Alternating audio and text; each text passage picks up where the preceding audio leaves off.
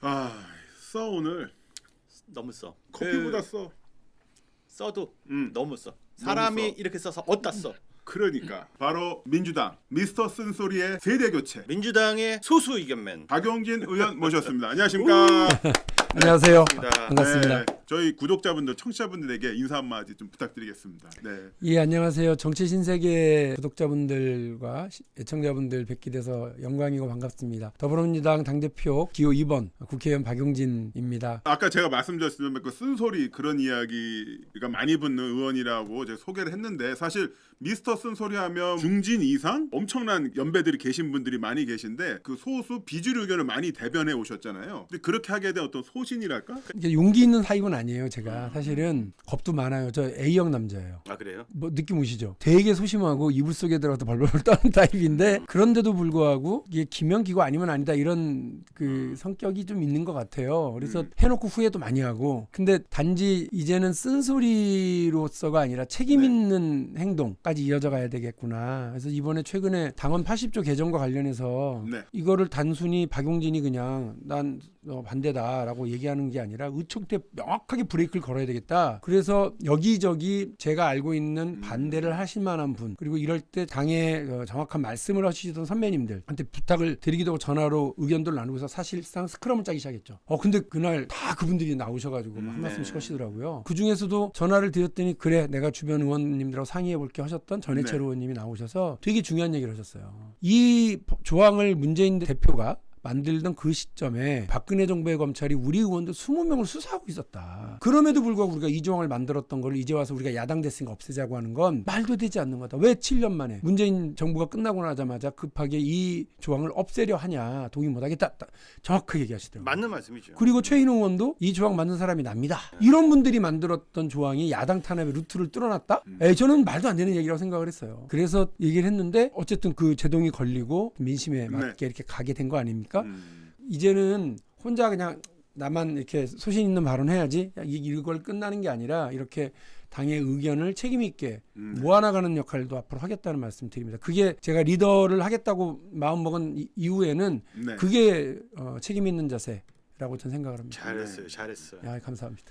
제가 칭찬받으니까 안 먹는 바는 모르겠는데. 아니, 저번에 그 밥투정 그 사건이 있기 때문에 제가 평소보다 2배 이상 칭찬을 해드려서 예. 밥투정이라 하지 마시고. 예. 예. 민주당에 입당을 하셔가지고 가장 큰 업적 3가지 뭐가 있을까요? 다른 거 다 빼고 제가 대변인을 거의 2년 동안 했어요.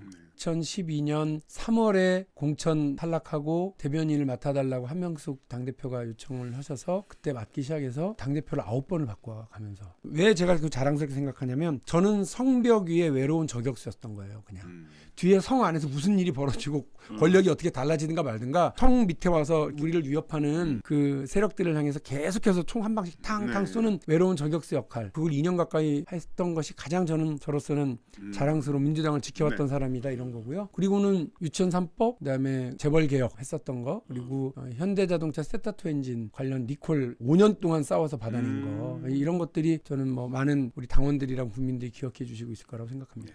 자 그리고 지금 많은 민주당 지지자분들께서 민주당이 창당 이래 지금 가장 큰 위기다 이렇게 이야기하시는 분들 많이 계십니다. 그래서 여기에 대해서 동의하시는지도 궁금하고 또 만약 그렇다면 어떤 문제들이 있는지 어떤 게 가장 큰 문제로 볼 수 있는지 좀 궁금합니다. 제일 큰 문제가 저는 그런 거라고 봐요. 대통령 선거 질 수 있습니다. 김대중 대통령도 졌고 문재인 대통령도 졌죠. 그러나 패배의 결과에 대한 책임을 이른바 국민을 탓한 적은 없습니다. 본인이 선거로 나갔을 때 질 수 있죠. 그러나 저학력 저소득 국민들은 언론이 만든 프레임에 속아서 국민의힘을 더 찍는 경향이 있다. 그래서 지난 대통령 선거에 진 거다. 아 너무하네 진짜. 이런 얘기는 그렇죠. 함부로 해서는 안 될 문제입니다. 또 하나는 똑같이 언론 프레임 안 좋고 똑같이 힘든 조건이었어도 문재인 대통령과 노무현 대통령은 이겼잖아요. 근데 왜 똑같이 어려운 언론 환경, 더 나쁜 선거 환경에서도 누구는 이기고 누구는 지는 거죠? 아 속이 후련하다 진짜. 그런 얘기를 자기 반성을 먼저 해야 되는 게 네. 우선이라고 생각해요. 남 탓하면 안 된다고 생각하고요. 두 번째로는 사당화와 관련된 건인데 제가 요즘 이제 계속 질문하는 게 그런 겁니다. 셀프 공천 좋다 이거예요. 김대중 대통령도 셀프 공천했지만 어떤 거였냐? 좋은 지역구에 자기가 나가는 그런 셀프 공천이 아니라 김대중 대통령은 비례대표 맨 끝번에 본인을 세워요. 거예요. 그래서 그 많은 사람들을 당선시키려고 그렇게 노력을 합니다. 그래서 김대중 대통령 한 번은 당선됐고 한 번은 떨어졌어요, 심지어. 이런 게 선당후사죠. 그런데 사당화 노선의 가장 큰 문제는 본인이 개항을 선거에 셀프 공천에서 나가면서 뭐라고 그랬느냐면 내가 나가서 선거를 승리로 이끌겠다. 많은 곳에 지원 유세를 나가겠다. 그래서 민주당의 좋은 인재들이 승리할 수 있도록 하겠다고 했는데 선거 결과는 전국적 패배. 그리고 많은 곳에서 중요한 인재들이 떨어지는 거였어요. 심지어는 본인이 지원 유세를 나가기보다는 본인 지역구로 당의 자원들을 끌어들이기 시작을 했는데 그 선거 들어가는 공식 선거운동 첫날 가장 중요한 데 가서 보통 출정식을 하는데 네. 개항 의뢰에서 했어요. 그래서 생각을 해보십시오. 거제의 병광용 시장 재선에 실패했습니다. 그 어려운 지역에서 당선됐었는데 480여 표 차이로 네. 떨어졌습니다. 서울 서양호 구청장 역시 험지 중에 험지죠. 그런데 아깝게 300몇십 표 차이로 떨어졌습니다. 그리고 안산의 재종길 시장 180몇 표 차이로 떨어졌습니다. 이 아까운 낙선에 대해서 한마디 해명 좀 하고 사과라도 좀 해라. 그렇고 나서 당대표를 출마하셔야 되는 거 아니냐 그랬는데 내가 당대표 나오는 게 책임이다. 이렇게 얘기하시고 한마디도 얘기를 안 하십니다. 저는 이렇게 당이 가서는 안 된다고 봐요. 한 사람을 위해서 지금 룰을 자꾸 바꾸는 현상이 생기고 있는데 지난 대선 때도 일명 4.4 오입 사건이죠. 그때도 전형적으로 한 사람을 위해서 경선 중에 룰도 바꾸고 이러는데요. 이때 4.4 오입 사건 때도 사실은 후보님께서도 당사자 중에 한 명인데 약간 원망 섞이는 말씀을 드리면 그때 목소리 너무 좀 덜 내지 않으셨나 하는 생각이 드는데요. 선거를 하는 중간에 바꾸거나 규정이 달라지거나 이런 것들은 조심해야 될 일이라고 일단 기본적으로 생각을 하고요. 그러나 어쨌든 룰에 대한 부분에 대한 제 태도는 그냥 네. 그런 거예요. 그러니까 선수로 뛰는 동안에는 내가 거기에 대해서 이래라 저래라 할 상황은 아닌 것 같다. 이런 생각이 좀 있었습니다. 그러나 지금 정말 더 큰 문제는 네. 이번 전당대회가 한쪽으로 너무 기울어져 가고 있다는 거죠. 이렇게 되면 당대표가 뭔가를 잘못 판단하거나 오해하게 되었을 때 그거를 말리고 견제하고 균형을 잡아줘야 될 역할을 해야 되는 최고위원들마저도 오히려 견제가 아니라 방패막이 역할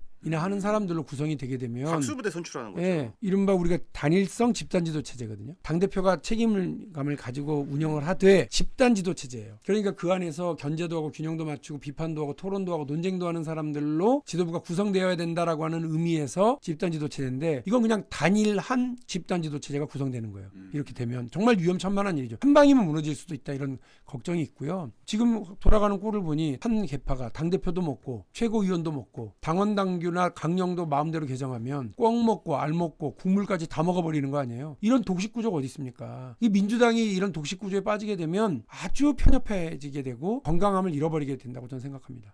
어떻게든 민주에 대한 애정을 갖고 남아서 뭔가 좀 방법을 찾아보자 이런 분들도 계시지만 최근에 그 소셜미디어 트위터나 페이스북을 보면 당원분들께서 탈당 인증 올리신 분들이 많이 계시거든요. 이거 진짜 더 이상 못 보겠다. 내가 이 꼴을 보느니 아예 그냥 정치 이슈에 관심을 끊지 하면서 탈당도 하시고 정치 신세계 후원도 끊으시고 이미 탈당하셨으면 어쩔 수 없겠습니다만 이런 어떤 고민을 갖고 계신 분들에게 또 한마디 해주신다면.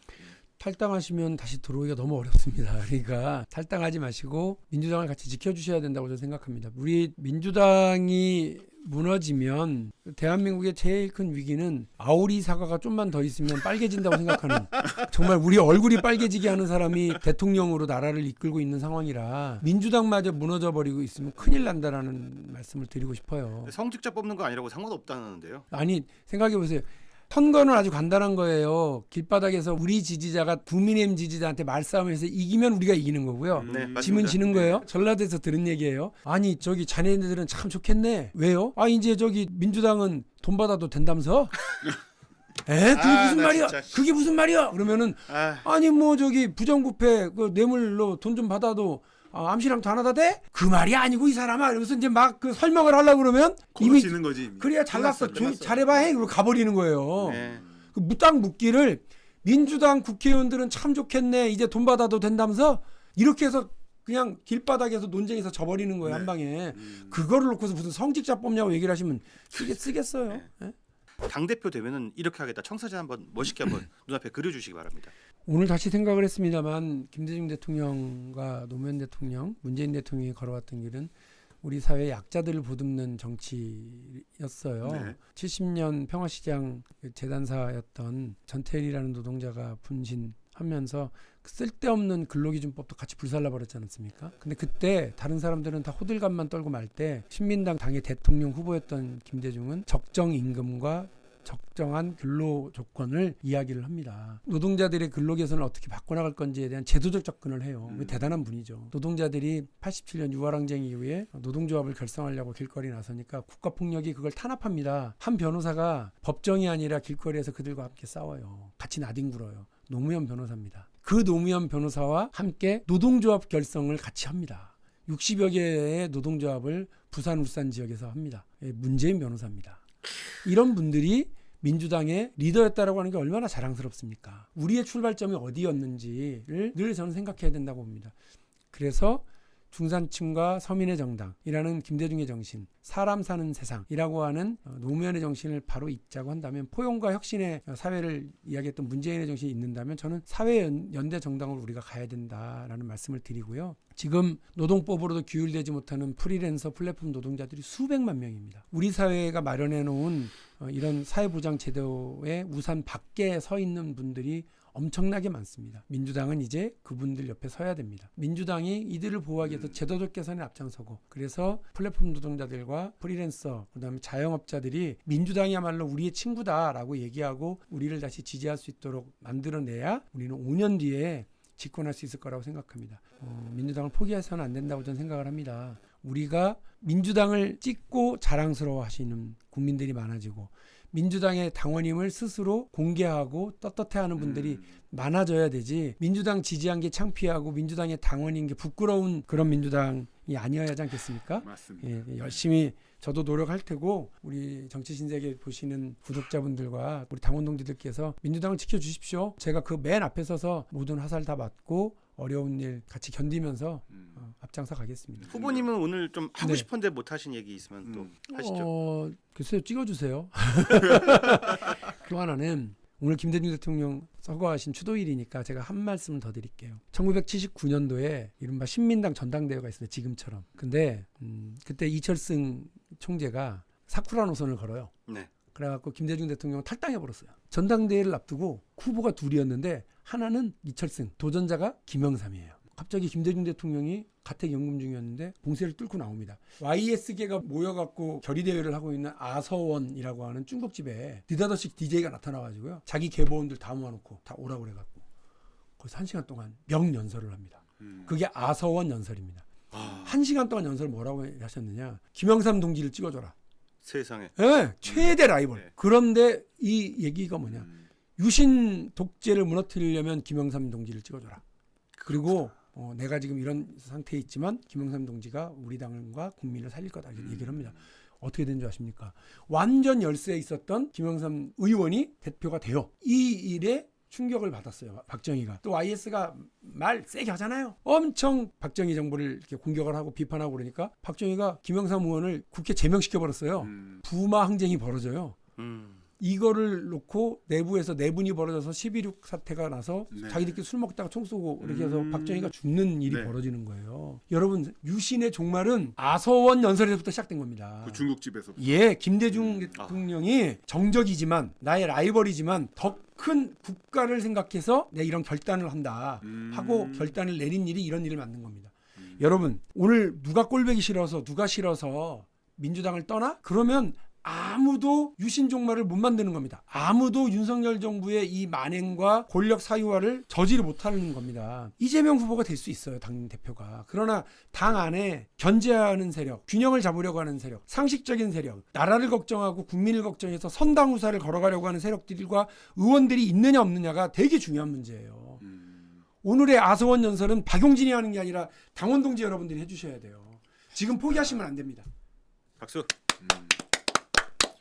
지금 사실 저기 좀 힘들어하는 분들이 많이 계시거든요. 예. 그런데 이렇게 아까 말씀해 주신 것처럼 맨 앞에 서서 본인이 두들겨 맞으면서 앞으로 나아가겠다, 이런 말씀을 해주시는 분을 간만에 보네요. 예, 진짜 거의 없죠. 예, 네. 그래서 때리는 건 몰라도 맞는 거 진짜 잘하세요. 맷집이 진짜 있으신 벌어? 분이에요. 눈 하나 깜짝 안 하십니다. 예. 웬만한 악플, 뭐 문자, 전화 네. 강하신 분입니다. 네.